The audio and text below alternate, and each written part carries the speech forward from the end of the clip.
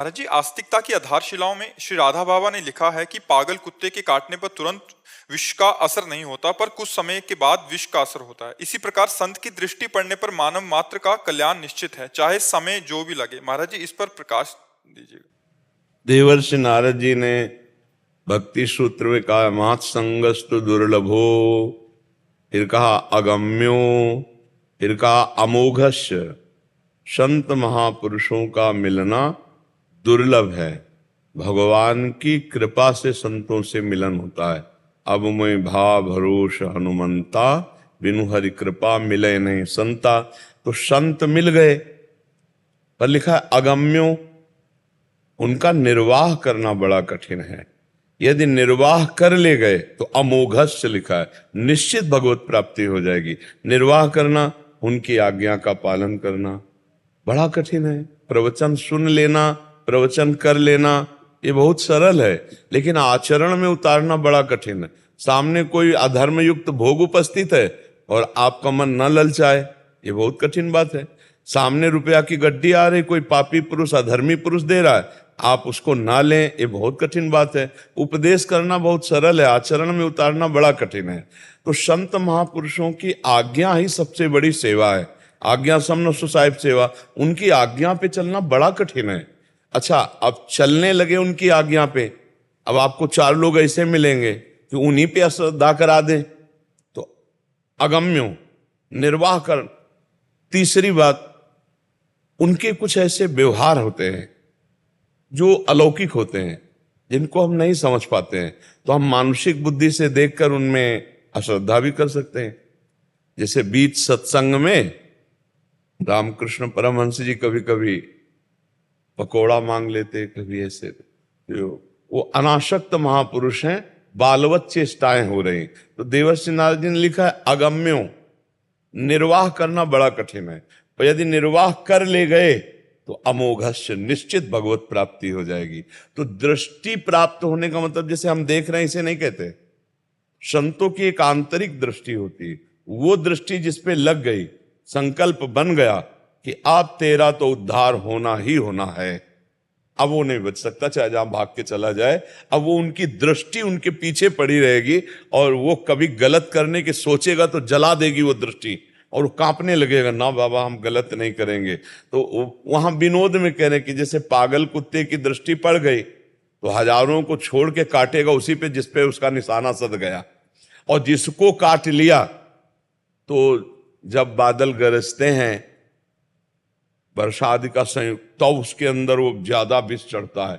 ऐसे ही संतों की दृष्टि पड़ गई, और जब सत्संग मिला, शास्त्र स्वाध्याय हुआ, तो उसका धीरे धीरे रंग चढ़ा। तो आप सरिस चाहे सब पीना, फिर आप भी संत हो जाएंगे।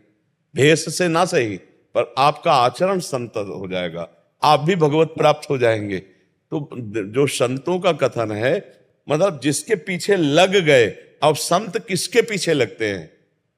जो उनकी आज्ञा का पालन करता है, सेवा में हर कष्ट सहते हुए उनकी आज्ञा के पालन में, यही सेवा। सेवा का मतलब हाथ पैर दबा देना, कपड़ा लत्ता धो देना, ये सब एक अंग है। संपूर्ण सेवा उनकी आज्ञा का पालन है। पास में रहता हो और आज्ञा पालन न करता हो, लाभ नहीं मिलेगा। दूर रहता है, आज्ञा पालन कर रहा है, उसको लाभ मिल जाएगा। कभी कभी कहा नहीं जाता दीपक तले अंधेरा, तो अधिक प्रियता के कारण वो उनकी अवहेलना कर देते हैं, आज्ञा उल्लंघन तो नहीं लाभ ले पाते। या बाहरी सांसारिक लाभ, संत के पास सेव संतरा रुपया पैसा खान पान सामग्री आ रही, तो उसका लाभ, तो वो आंतरिक लाभ नहीं ले पाएंगे। बहुत चीजें हैं, यदि हम केवल लक्ष्य रखें इनसे हमें भगवत प्राप्ति करना है, और ये जो बोले वही मैं करूंगा, बस। अब उनकी दृष्टि घसीट लोगे आप, दृष्टि घसीटना, अपनापन हो जाना कि अब तो तुम्हारा कल्याण पक्का है, पक्का निश्चय अब तुम्हारा कल्याण है, अब हम कल्याण करके छोड़ेंगे।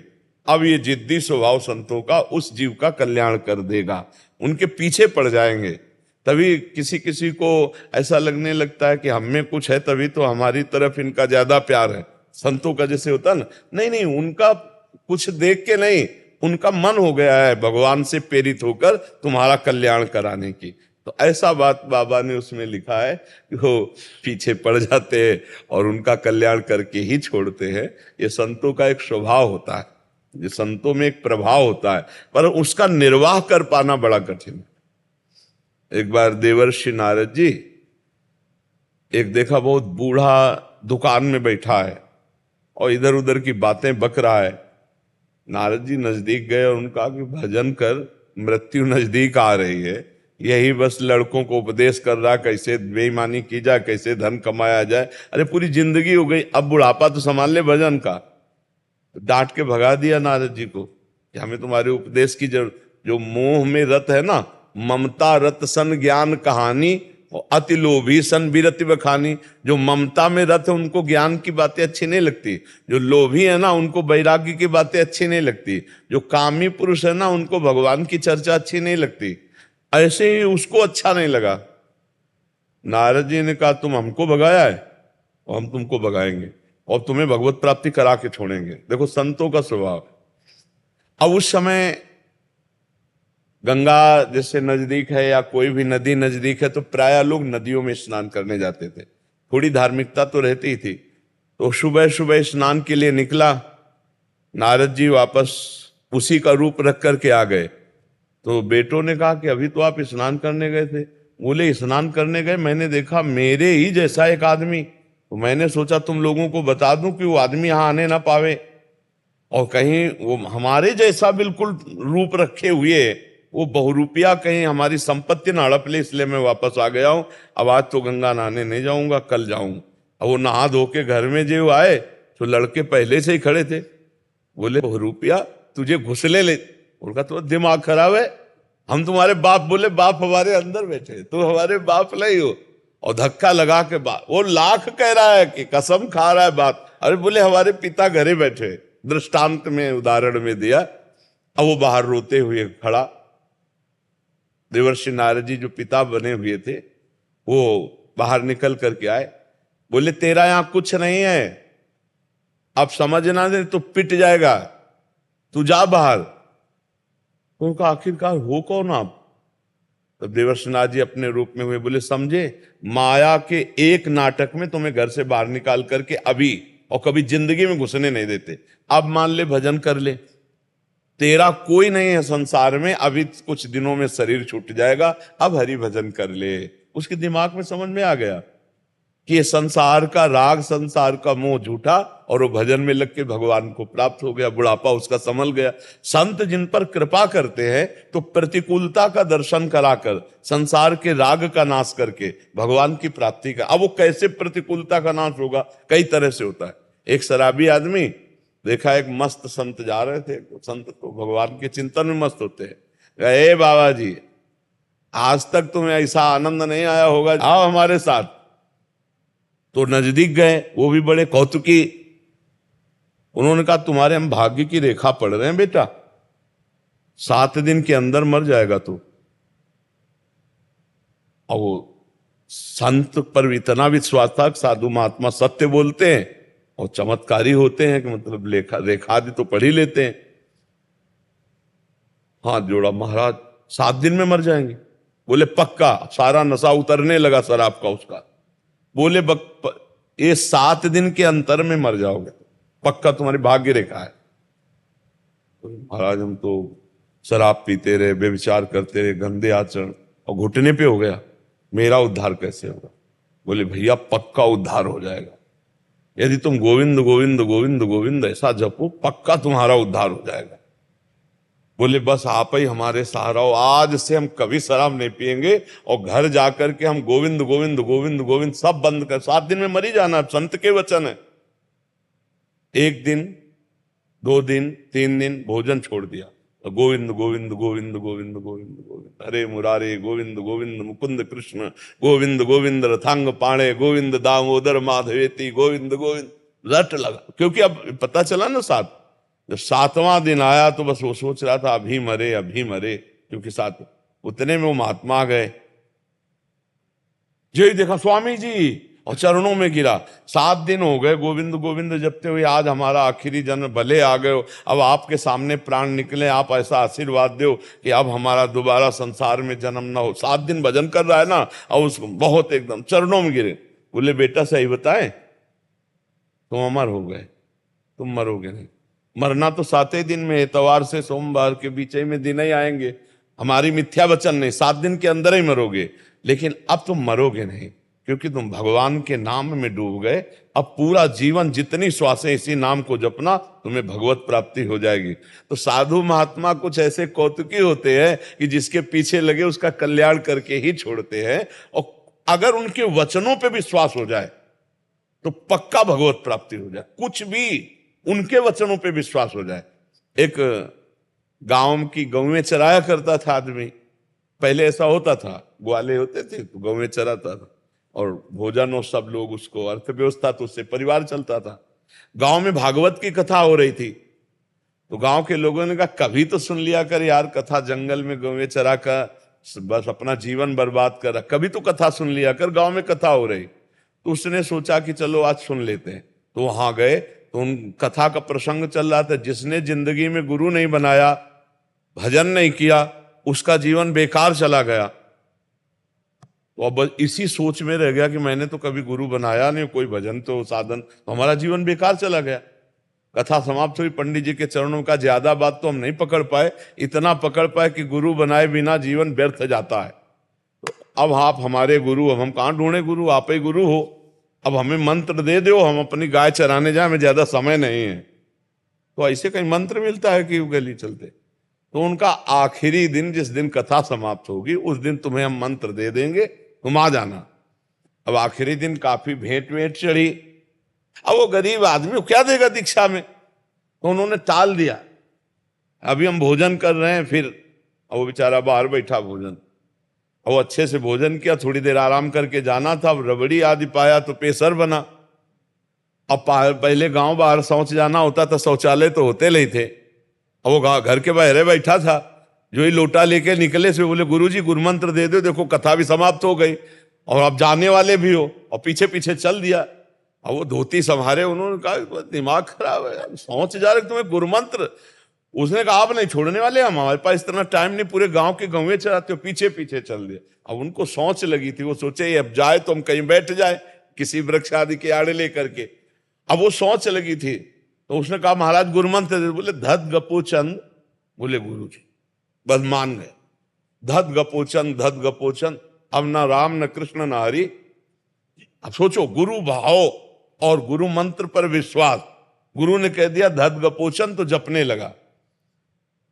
अब धीरे धीरे धीरे धीरे इतना जप में तन्मयता होने लगी। भोले आदमी को भगवान बहुत जल्दी मिलते हैं, ज्यादा जो बुद्धिमानी होती है ना उनको परीक्षा लेते हैं, और जो सीधा साधा भोला होता है ना उसे भगवान बहुत जल्दी मिलते हैं। अब वो एकांत में बैठ करके जैसे गाय चरा रहा, धत गपोचन घप। अब सब लोग सोचे कि क्या मूर्ख है, भगवान के तो बहुत से नाम हैं, गोपाल शास्त्र नाम, विष्णु, कोई नहीं मिलता ऐसा ये नाम। अब उसको इतना मनाया कि गाय चराना छोड़ दिया, अपने घर में बैठ करके एकांत कमरे में। भगवान द्वारिकाधीश जी ने कहा रुक्मिणी जी से कि आज हम एक भक्त के दर्शन करने चलते हैं। तो रुक्मिणी जी ने कहा प्रभु हम भी चलेंगे। बोले जरूर चलो, बहुत महान भक्त है, निर्मल भोला एकदम। दोनों छद्म वेश में अपने वेश को बदल करके गए, उसके घर में गए। बोले प्रभु भक्त, तो बोले हमारे भक्त अकिंचन होते हैं, ऐसे ही होते हैं। बोले प्रभु हम पहले देख के आते हैं असली भक्त है आपका कि नहीं। तो वहां गए तो बेचारा धत गपोचंद, धत गपोचंद, तो उनका श्री कृष्ण चंद द्वारिकाधीश, बहुत से नाम तो सुने, ये धत गपोचंद कौन सा नाम है भगवान का हमारे। तो उनका ये किसका नाम जप कर रहे हो। अब अभी तक तो किसी ने पूछा था नहीं था। उसने हल्की सी आंख खोल के देखी कोई स्त्री है, तो गुस्सा में, गाय चराने वाला आदमी गुस्सा में कहा तुम्हारे खसम का जपते हैं और किसका जपते हैं। रुक्मिणी जी लौट के आई, वो बोले प्रभु बहुत जानकार आदमी है। बोले प्रभु बहुत जानकार आदमी है, वो एकदम देखते ही जान गया और बोला आप खसम माने पति। बोले आपका भजन कर रहा है प्रभु, बहुत सर्वज्ञ भगत है। भगवान बहुत मुस्कुराए। बोले प्रभु एक प्रश्न हमें इस समय उठ रहा है कि आपके गोपाल शास्त्र नाम, विष्णु शास्त्र नाम, बहुत से नाम हमने सुने, लेकिन ये गपोचंद नाम कब आपका सुना। बोले बहुत मीठा नाम है हमारा, बहुत प्यारा नाम है। बोले कब का। बोले जब हम ब्रज में थे और बाल रूप में थे, तो मैया किसी कार्य में रत थी तो हम अपने सखाओं के साथ माखन चोरी कर रहे थे, तो छीका में ऊपर मैया ने टांग दिया था, तो एक सखा के कांधे पे ओखली पे सखा, ओखली होती ना उल्टा करके, और उस पे सखा, और सखा के कांधे पे ठाकुर जी, और खूब ऐसे मक्खन सब। मैया आई, मैया ने कहा ये क्या कर रहा है? तो फिर हमने बहाना बनाया कि मुझे भूख लगी थी, लगा मैया काम में है, और इसमें देखा चींटी, तो हम कहा मैया आएगी चींटी निकालेगी तब माखन खाएगी, तो मैं चींटी निकाल रहा था। बोले वाह बहुत चतुर बाल गोविंद भगवान। बोले बहुत चतुर, अच्छा चींटी निकाल लेते तो यहां तक हाथ कैसे तुम्हारे? अरे चींटी ऊपर ही होती। बोले मैया जब ऐसे रखते तो नीचे चले जाती, तो मैं खबो खबो कैसे निकाल रहा था। तो बोले चल लाला ये भी बात मान गई, लेकिन तेरे मुंह में यहां से मक्खन लगा, यहां चींटी निकाला कर। बोले तू समझती नहीं मैया, जब चींटी निकाल लाते तो मक्खियां ऐसे आती, तो मैं जब ऐसे करता तो वही लग गया है। तब मैया ने कहा झूठा धत गपोचल। बोले उस समय मैया ने कहा था ये हमारा नाम है। देखो उन्होंने उपहास में पंडित जी ने कहा, उसने गुरु मानकर नाम जपना शुरू कर दिया, जो भगवान के नामों में कहीं नहीं था, उसको भगवत प्राप्ति हो गई। गुरु के वचन, संत के वचन यदि हम मान ले तो निश्चित भगवान की प्राप्ति हो जाती है। बहुत से ऐसे उदाहरण हैं शास्त्रों में कि जो भोले भाले भक्तों ने भगवान को प्राप्त किया। एक कुछ होते हैं सच्चे मार्ग के पथिक और कुछ होते हैं पाखंड करने वाले। तो एक पाखंडी गांव के बाहर ऐसे तिलक विलक रचना की और देखा कि लोग जो है गाय चरा रहे हैं, तो थोड़ा ऐसे ऐसे, तो एक भोला आदमी आया और कहा प्रणाम किया और कहा संत भगवान, तो गांव मांगने जाना था इसलिए तिलक विलक लगा लिए।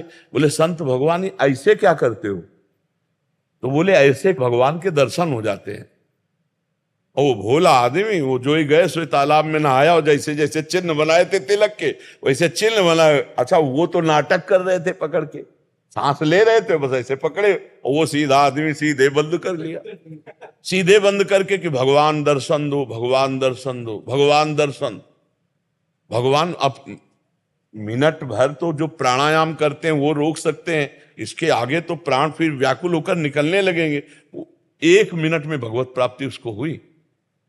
भगवान मुझे दर्शन दो, क्योंकि वो बताया ना ऐसे करने से भगवान के दर्शन। तो भगवान ने हाथ हटाया, भगवान कहो सो कहां जहां प्रभु नाई, कमर में फेंट बंधा हुआ बंसी, बाल गोविंद रूप। जेउस ने देखा, बोले आप कौन है?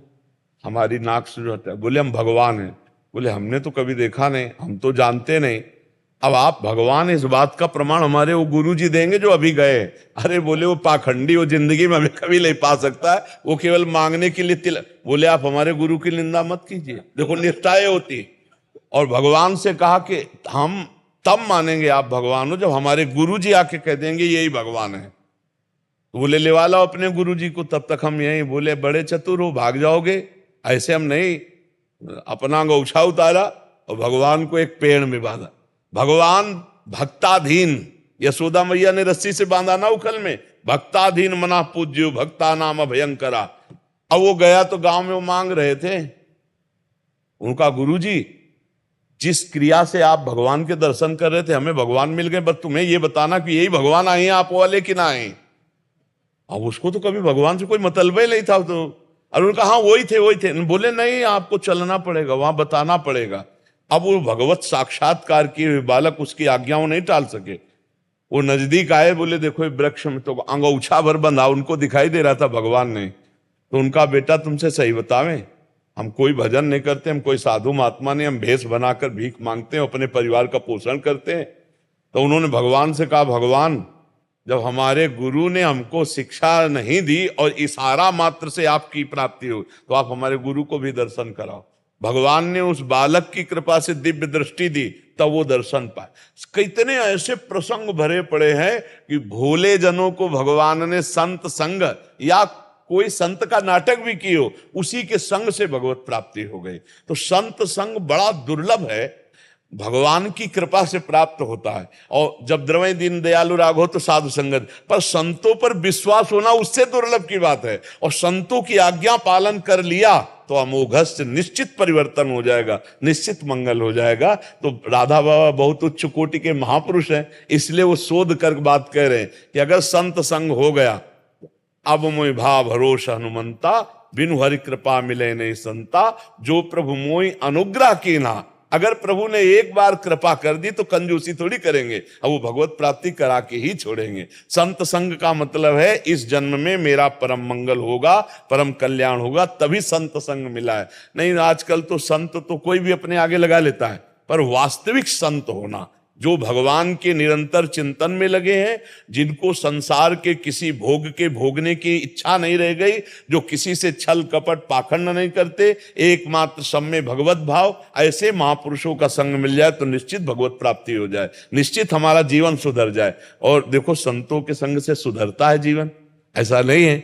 आप अपने समाज में अगल बगल देखो, जो सत्संग सुन रहे हैं उनका जीवन बदलता है, और जो संत का संग नहीं मिला उसका जीवन, और जो संत का संग मिला है तो आप दोनों को नाप के देखिए, बड़ा अंतर दिखाई देगा।